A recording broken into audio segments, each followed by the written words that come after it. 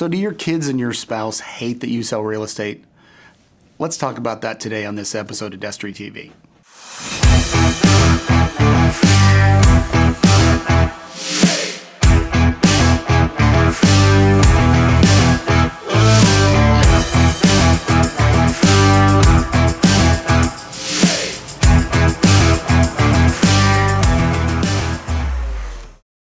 All right, so hey, those of us who sell real estate, we know that this career is all consuming of our time.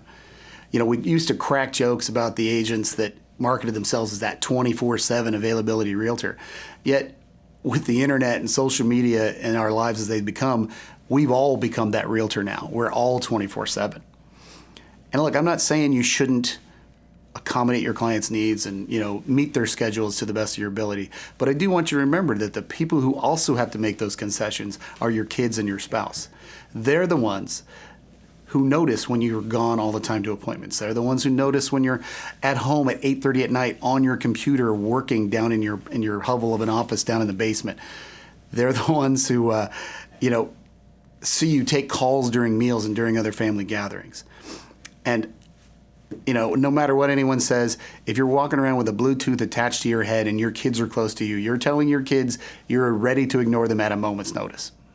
Look, years ago, I'm at my son's football game. Now, mind you, this is a long time ago. It's like 10, 12 years. But it's a Tuesday afternoon. I'm there watching practice. I think he was a freshman or sophomore at that time. We're sitting there looking around the stands like nobody else there. I think I'm super dad. Crazy thing. I go down, after the end of the practice, I go down and see my son, say, "Hey, dude, you did a great job." You know what he says to me? He says, "How would you know? You were on your phone the whole time." Just crushed me. Believe me that when I tell you this, just because your family doesn't tell you you're being inattentive doesn't mean they don't notice. So my advice to all my real estate friends is this. Absolutely. Give your clients their time that they need, but don't forget, give your family that same time. Make sure that you go to all the meets, go to the practices that you can, go to the recitals, but leave your phones in the car. Hard lesson to learn.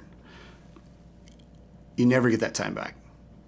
So I want to, end this. Obviously, I want to personally thank all my clients over the last 30 years that have been so open to allowing me and my family time and yet allowing me to provide them the best service that I can. And hey, on my next episode, we're going to discuss the secrets of what's the best day to buy a house.